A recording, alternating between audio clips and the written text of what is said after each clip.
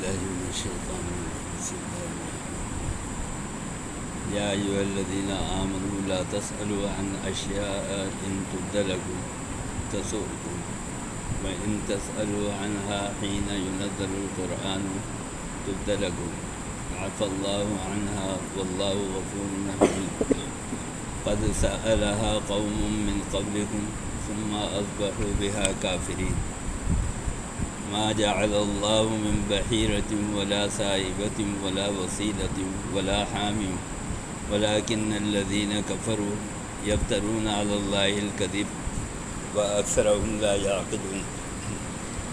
وإذا قيل لهم تعالوا إلى ما أنزل الله وإلى الرسول قالوا حسبنا ما وجدنا عليه آباءنا أولو كان آباؤهم لا يعلمون شيئا ولا يهتدون.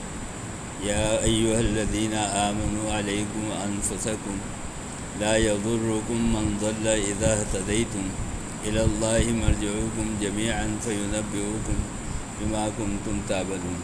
صدق اللہ. اے ایمان والو، ایسی چیزوں کے متعلق سوالات مت اٹھایا کرو کہ اگر وہ ظاہر کر دی جائے تو تمہیں بری لگے گی. اگر تم ایسے وقت میں پوچھو گے جو نزول قرآن کا دور ہے تو ممکن ہے وہ باتیں تم پر کھول دی جائیں. اب تک جو کچھ تم نے کیا اللہ نے اس کو معاف کیا اور اللہ معافی دینے والا اور برداشت کرنے والا ہے. تم میں سے پہلے ایک جماعت تھی جو کھوج کریز کرتی رہی ہے، پھر وہ لوگ انہی حرکتوں کی وجہ سے کفر میں مبتلا ہو گئے. سوالات کرنا بھی کوئی اچھی چیز نہیں، خاص طور پہ جب شریعت اور دین کا تعلق ہو تو اس وقت میں اصل میں اسلام جتنے بھی احکام دیتا ہے وہ عمل سے متعلق دیتا ہے. اچھا، ہم اور آپ جو سوالات کرتے ہیں نا، ہمارے ہاں جو لوگ سوالات کرتے ہیں اس کا تعلق عمل سے نہیں ہوتا، ادھر ادھر کے سوال کرتے ہیں. تو جو بے مقصد سوال ہوتے ہیں، فضول سوال ہوتے ہیں، وہ انسان کے لیے بعض اوقات مصیبت بن جاتے ہیں. بنی اسرائیل میں جب قتل کا ایک واقعہ پیش آیا تو اللہ تعالیٰ نے کہا گائے ذبح کرو. اب وہ گائے ذبح کرتے تھے، مسئلہ حل ہو جاتا ہے. جیسے اللہ تعالیٰ نے کہا تھا وہ قاتل کا نام جو ہے وہ بتا دیتا، مقتول، لاش زندہ ہو جاتی. انہوں نے سوالات کرنے شروع کر دی. انہوں نے بولا کہ اللہ تعالیٰ سے یہ پوچھو موسیٰ علیہ السلام کہ گائے کا رنگ کیسا ہو. اب ہمارے یہاں گائے کوئی کالی ہے، کوئی سفید ہے، کوئی براؤن ہے، کوئی بھی کر دیتے ہو جاتی. اب جب انہوں نے سوال اٹھایا، اچھا مقصد کیا ہوتا ہے؟ بعض اوقات سوال کرنے کا مقصد ہوتا ہے راہ فرار اختیار کرنا، عمل سے بچنا. تو یہ چیز اللہ کو ناپسند ہے. تو اللہ تعالیٰ نے ایسی پابندی لگا دی کہ پیلی گائے لے کے آؤ. اب پیلی گائے کہاں سے مل جائے؟ زرد رنگ کی. پھر انہوں نے کہا کہ اچھا یہ بتائیے موسیٰ علیہ السلام اللہ تعالیٰ سے پوچھ کے کہ وہ گائے اور کیسی ہو، اس کے اندر کیا خوبیاں، کیا صفات. پھر انہوں نے سوال کیا، پھر اللہ تعالیٰ نے اس کے اندر لگا دی ایسی گائے ہو جو نہ کھیت میں جوتی ہو، نہ وہ کسی کام کے اندر لگی ہو. مطلب بہت سوال کرتے گئے، اللہ تعالیٰ پیچیدگیاں بڑھاتا گیا. تو بعض اوقات سوال کرنے سے انسان خود مصیبت میں آ جاتا ہے. بہت سارے احکام قرآن میں ایسے ہیں کہ وہ اللہ تعالیٰ نے بیان کیے اور کچھ جگہ پہ اللہ تعالیٰ نے خاموشی رکھی ہے. اس کا مقصد امت کے اوپر مہربانی ہے کہ امت سختی میں نہ آ جائے. مثلا تہجد کی نماز ہے، تہجد کی نماز حضور اکرم صلی اللہ علیہ وسلم پڑھتے تھے. اگر اس کی فضیلت بہت آئی ہے، قرآن میں ہی ہے، سورہ مزمل کے اندر اور دوسری جگہ پہ اس کی فضیلت آئی ہے، لیکن اگر اس کے بارے میں سوالات کیے جاتے تو فرض ہو جاتے. جب حج کا حکم آیا ہے، اسی میں آگے آئے گا سورہ مائدہ کے اندر، جب اللہ تعالیٰ نے حج فرض کیا ہے تو آیتیں نازل ہو رہی تھی.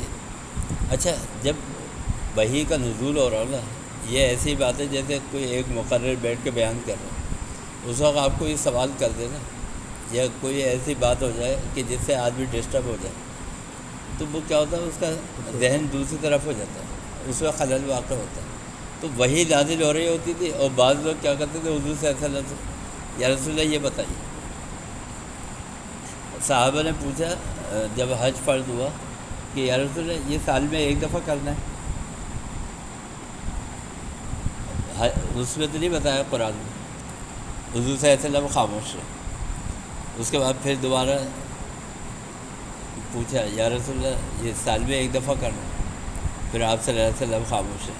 پھر تیسری دفعہ پوچھا یا رسول اللہ سال میں ایک دفعہ کرنا، پھر آپ خاموش رہے. جب وہی ختم ہو گئی تو آپ نے کہا کہ نہیں، ایک دفعہ کرنا ہے زندگی میں. اور فرمایا کہ اگر اس وقت میں تمہاری بات کا جواب دے دیتا تو ہر سال فرض ہو جاتا اور ہر آدمی پہ فرض ہوتا. تو یہ کچھ جگہوں کے اوپر جہاں قرآن خاموش ہے اور وہاں آپ کو حدیث سے احکام ملتے ہیں. کچھ جگہ پر احادیث خاموش ہے، وہاں پہ آپ کو صحابہ کرام سے احکام ملتے ہیں. وہ اسی لیے ہے کہ اللہ تعالیٰ نے آپ کے اوپر نرمی رکھی ہے کہ امت سختی میں نہ آ جائے. یہ ہے اصل. تو اللہ تعالیٰ نے فرمایا کہ یہ سوال جو ہے بے مقصد یہ نہیں کرو. اگر تم ایسے وقت میں پوچھو گے جس میں قرآن نازل ہو رہا ہو تو ممکن ہے وہ باتیں تمہیں بتا دی جائیں، لیکن وہ پہ تمہارے لیے مصیبت ہو جائے گی. اب تک جو کچھ تمہیں کیا اللہ تعالیٰ نے اس کو معاف کیا، اور اللہ تعالیٰ معافی دینے والا اور برداشت کرنے والا. یعنی بعض اوقات ایسے سوال کرتے تھے کہ اس کے سوال کرنے سے نا اللہ تعالیٰ غصے میں آ جاتا تھا، جلال میں آ جاتا تھا. لیکن کیا ہے کہ اللہ تعالیٰ کہہ رہے ہیں میں برداشت کرنے والا، برداشت کروں. کس وجہ سے؟ اس وجہ سے کہ تم لوگ سختی میں نہ آ جاؤ. کیونکہ ایسے لوگ جو ہوتے ہیں نا، جو دین کے اندر رکاوٹ پیدا کر رہے ہوتے ہیں، وہ دو چار ہی ہوتے ہیں، اور احکام جو آتے ہیں نا وہ ساری امت کے لیے آتے ہیں، تو پریشانی میں ساری امت آ جاتی ہے. تو اللہ تعالیٰ کہہ رہا ہے میں برداشت کر رہا ہوں، اور میں نے تمہیں چھوڑ دیا، معاف کر دیا. تم سے پہلے ایک جماعت تھی جو کھوج کریت کرتی رہتی تھی، پھر وہ لوگ انہی حرکتوں کی وجہ سے کفر میں مبتلا ہو گئے.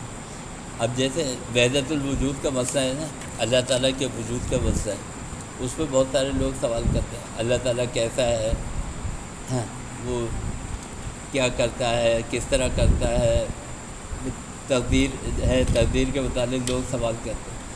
یہ چیزیں ایسی ہوتی ہیں کہ اس میں پڑھنے سے آدمی بعض اوقات گمراہ ہو جاتا ہے اور کفر کے اندر پہنچ جاتا ہے.